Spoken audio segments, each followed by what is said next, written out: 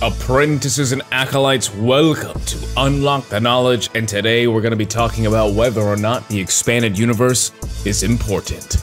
Ready up. Ready up. My destiny. Welcome, apprentices and acolytes, coming into the Dark Temple, visited by Mara Jade, Luke Skywalker, and Kyle Katarn, and so many of the Force sensitives like yourself.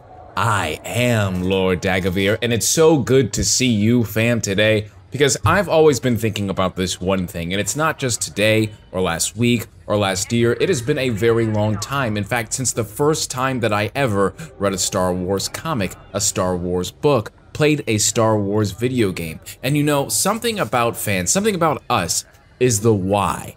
Why are we always seeking the answers to questions that are not answered inside the movies? That is the most compelling part of Star Wars, the what if, the shoulda, coulda, woulda. Would Anakin ever continue? Would Anakin ever become the full potential chosen one that we know of? Did Luke Skywalker ever fall to the dark side? Did the Emperor actually die? What about these other Sith Lords that we know about and have heard about? So, there's so many questions, and I'm sure you have your own questions about the Star Wars movies and maybe some other pieces of Star Wars media that aren't explained in all 9 Star Wars films. And as a Star Wars fan, you're curious. You want to know these things. You want to find the answers, right? And that's where the expanded universe comes in. That's where all of this takes place. And it's so beautiful because, yes, you can get more from the books, the video games, all these other forms of media that may not be live action, that all the other casual fans don't necessarily watch, but you love Star Wars so much that you dip into the expanded universe. But here's the thing. Is the expanded universe important? Is the expanded universe as important as we think it is? The reason why I ask these questions is because, you know, for 30 plus years, we've had the Legends continuity, right? And not just the Legends continuity, also in the new Disney canon, the new official Star Wars timeline, there have been retcons. What is a retcon? Well, that means that, let's say, we write a story a certain way, and then after a movie comes out or a new book, because they just want it to connect to a new story, they decide to rewrite that story, or perhaps even erase the history completely and make something alternatively different, so very different. And that's how you get a retcon, okay? So the issue when I see sometimes is like a lot of times a movie will come out and it'll completely change the lore. For instance, Rogue One. This was the first time in the Star Wars, in the Disney Star Wars timeline, that we had some idea of what kyber crystals were. Now this, of course, changed the complete history of lightsaber crystals. Now, no longer you're going to find crystals that are already colored in the galaxy to power your lightsabers. No, the only time they acquire a color is when a Force sensitive is able to in tune with them, touches the Force. And when that happens, you finally have some type of color that represents you and where you are in the spectrum of the Force. And it's I think it's a fantastic change. I don't necessarily hate it. I also love the Legends continuity as well because there's so much lore that's been 30 plus years that's helped support what came before. But I think this is a good start too, and it was a good start, but it was a big change. And I think that's what happens a lot with the expanded universe, is that a lot of things change, especially with video games, right? Knights of the Old Republic, I've been talking about it quite a bit here on the podcast, and because Knights of the Old Republic is kind of like our Bible. And when I say our Bible, I mean like Star Wars fans that love it so much that they just want to dip into Star Wars more. They want to sink into so much more lore. They want to know about how the Force happened, how Jedi even came to be, what happened before, the Great Schism, 100-Year Darkness, you know, the Jedi versus the Dark Jedi, that whole Civil War, and of course the Rakatan Empire. You know, I'm going into so many things that a lot of people probably don't remember or probably don't know, but these are things that happened 37,000 years before the movies even start. BBY, before Battle of Yavin, that takes place in Episode 4, A New Hope. And that's how we all predict and understand where these things happen in the timeline. And 37,000 years is a very long time for something to happen, especially before the movies. And all of that lore is essentially the foundation. They use it as the pillars of support of the expanded universe to go out and create more stories. And that's the thing, those pillars aren't essentially the same thing anymore. It has been changed. Think of it like acres of land. All right, you have built something. Something has been there, but now something else happens, and you have to restructure everything. You have to completely redo everything, almost like renovate it, or even construct something completely different. And now, yeah, sure, the foundation that was built on this, right? That we built the entire Star Wars lore. It's different. It's different. But everything that is there, that was once there, is still there in some fashion. Maybe it's the same soil, maybe it's the same dirt, maybe it's the same grass, maybe it's the same trees that gave it shade for the seeds to sprout anew and grow something more beautiful, right? And so that's my issue essentially with a lot of people that kind of fight or have a conflict with the Disney canon, is they always talk about, oh, well, the High Republic has replaced the Old Republic, or the new Disney timeline has replaced everything that came before. And while I kind of understand where they're coming from, I don't agree with exactly what they're saying, because, for instance, Rise of Skywalker. Rise of Skywalker gave us Exegol. Exegol gave us the entire infinite fleet from the Emperor. Every single Star Destroyer that was in the Rise of Skywalker was named after a Sith Lord. And, of course, the Sith Lord that we've all been wanting to become canon is Darth Revan. One of those Star Destroyers was named Darth Revan. See? So now we have a name. We have a name of one of the most popular Star Wars characters of all time in Darth Revan. Now, what does this mean? Does this mean that he is canon? Does this mean that everything he's ever done is canon? Does this mean that all of Knights of the Old Republic and his books are also canon? No. But there's also nothing saying yes. There's nothing saying no. There's nothing saying yes, right? And that's the thing, is that we have here Legends continuity. And the reason why I think that Legends, when you name it a legend, I think that's very appropriate, because some truth comes from legends, right? That's what we all know, that's what we all understand. And the beautiful thing is that Darth Revan absolutely could have existed. Darth Revan and his story with Malak and Knights of the Old Republic absolutely 100% could have happened. It's just like Thrawn in the Empire, right? The Heir to the Empire trilogy. We're getting our own version of that.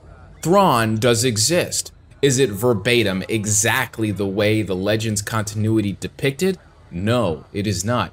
But we have the legend. We have the legend of Grand Admiral Thrawn in the new canon. His stories, right? All those rumors spreading across the galaxy about Mithra Narudu coming in, the blue-skinned, red-eyed Chiss, Grand Admiral Thrawn, and now he's here. He exists. He does play a role in this entire Star Wars story. And that's the beauty of it, because you can have both of these dishes to feast upon. You have the Disney canon, and you have the Legends. Sure, you don't like the Disney stuff, that's fine. You have all that Legends material to play with. And in your own right, it exists in your timeline. Whatever you believe to be true, that's okay. There ain't nothing wrong with that, fam. You keep enjoying yourself. And if you ever want to talk about the Old Republic, or all these characters, especially with the New Republic, like Darth Caedus, and so many other fantastic Sith Lords like Darth Krayt, and characters that we all have come to love with the expanded universe and Legends, these characters, in my opinion, are out there in some form. And there's no one, and no one should be telling you that these characters don't exist. Get over it, because that's not okay either. These characters do exist. When are they going to make their appearance? When are they going to make the galaxy known and become a part of the Star Wars galaxy again, officially? I'm not sure. But there are stories, and there are so many holes in this timeline, because the timeline is so vast. It's so linear. From the very beginning, even before the beginning of Star Wars, there are so many things. And that's what I love about this canon, is because, yes, there absolutely can be things here that lead us, sorry, I'm getting so excited, I hit my microphone, that lead us back to the Legends continuity that we know and love, especially with the Rule of Two. The Rule of Two is still here, Sidious, the Sithari is still here, and you know that leads back to Bane. And if that leads all the way back to Bane, well, guess what? That has to lead back to Revan. And if that leads back to Revan, well, there's all those other characters connected to him as well. It's just the start, and I can't wait to see what happens. But with the expanded universe, does it really matter? Does it act, do non-hardcore fans, right? And what I mean by hardcore fans is that fans that go out, like myself, that pay for the books, that absorb the comics, that play the video games. We don't love it more.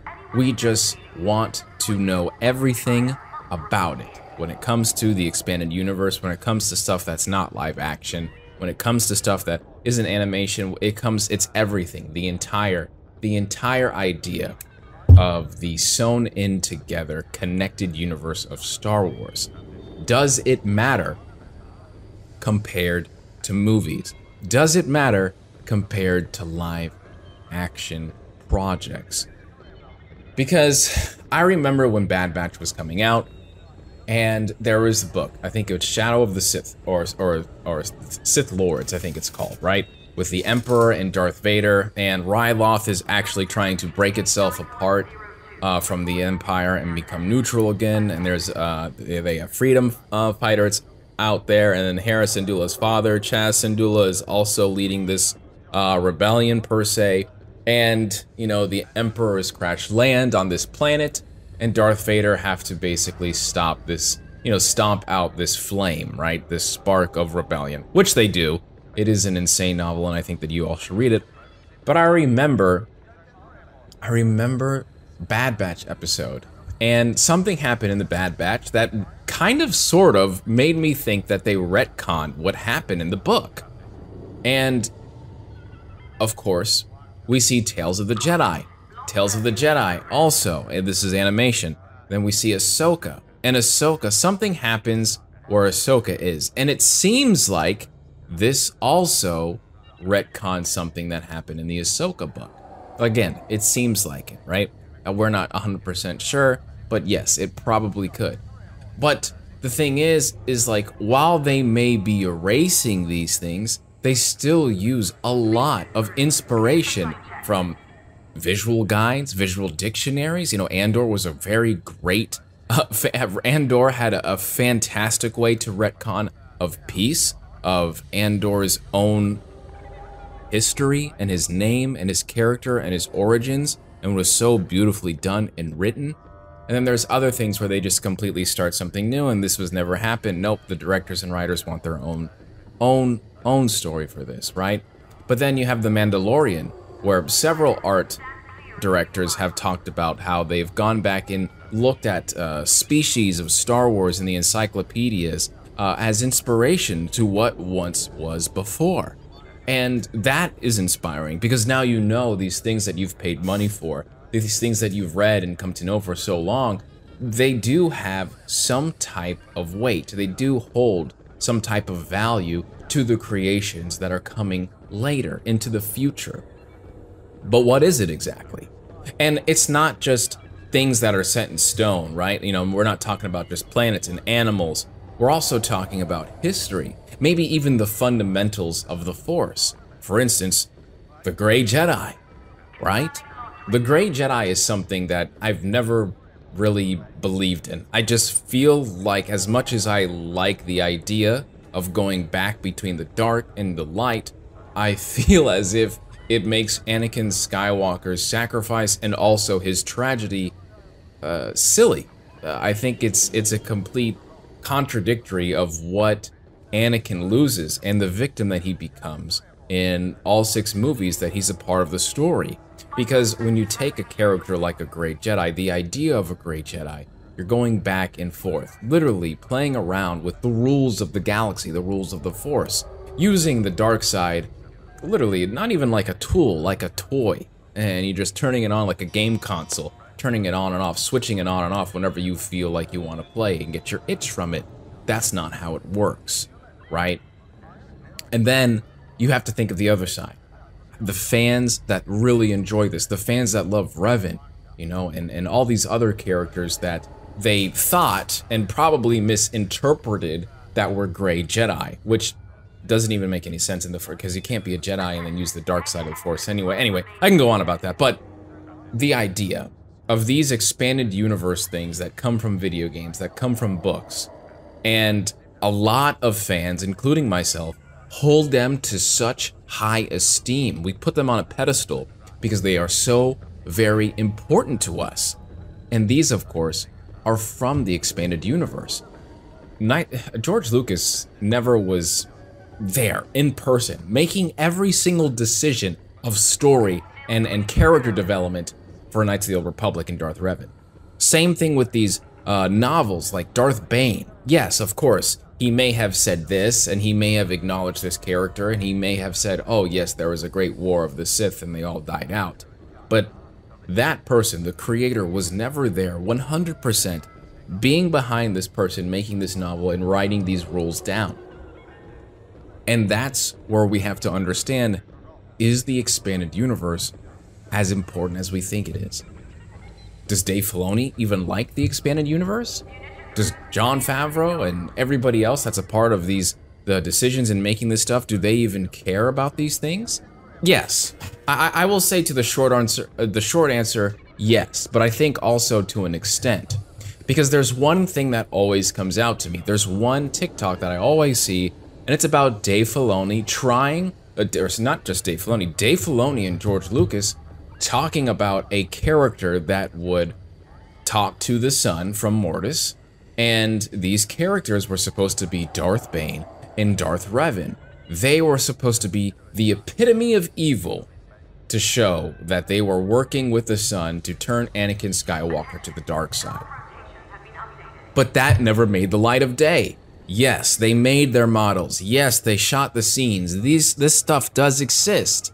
But at the end of the day, it never saw the light. It never became canon the way we wanted it. The appearance, the name, just down to everything that we've known of these stories. And we gotta wonder why. Is it because the characters are bad? They're not written well? No. Is it their appearance? How cool they are? No. It's something fundamentally was wrong.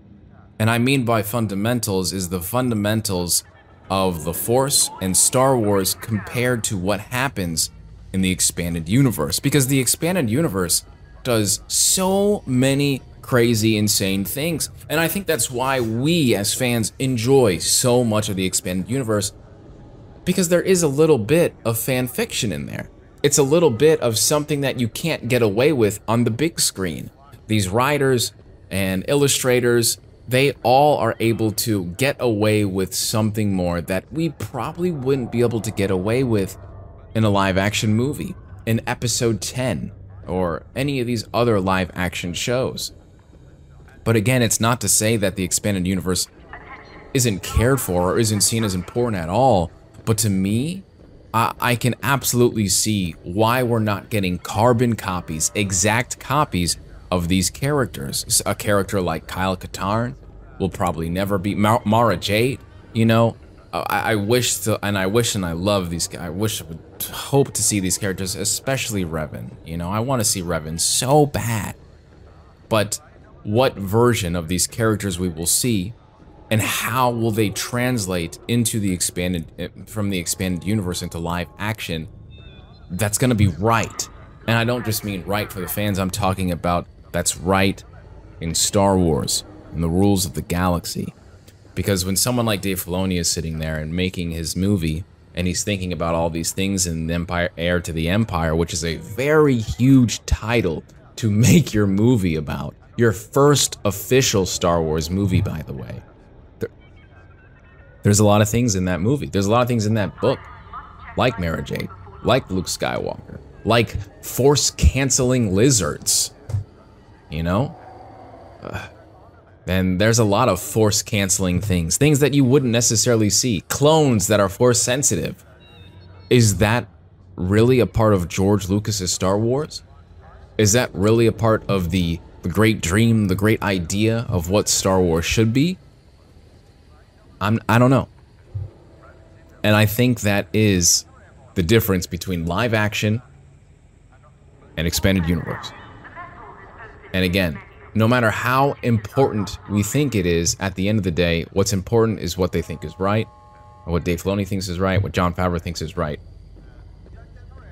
But I tell you, man, I really don't mind them taking from expanded universe material, especially Legends continuity. I love seeing that. It gets me so excited. Season 2 of The Mandalorian, I think, is like one of the greatest things ever. I think The Mandalorian is like one of the greatest things ever. So when we saw Tython, I was so freaking excited. Crate Dragons, you know, from Knights of the Old Republic, they even found the pearl inside of it. It's stuff like that, man, that thanks me so much, because that makes me feel like the expanded universe is more important than we will ever imagine, especially with a character like Cobb Vanth, who was literally introduced into The Mandalorian when he only had maybe 5 or 6 pages in an entire trilogy in the expanded universe. 5 or 6 pages.